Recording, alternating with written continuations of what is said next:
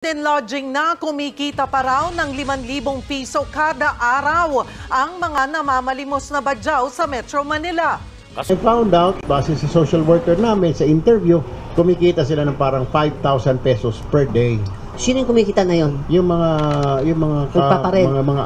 mga eyepiece natin.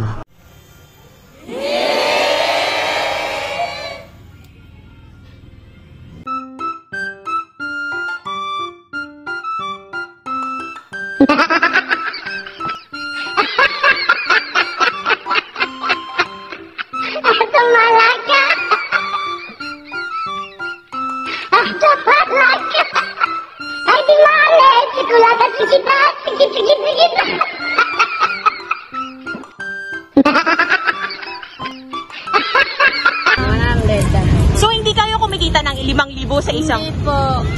Hindi po yung totoo yung sinabi ng investor.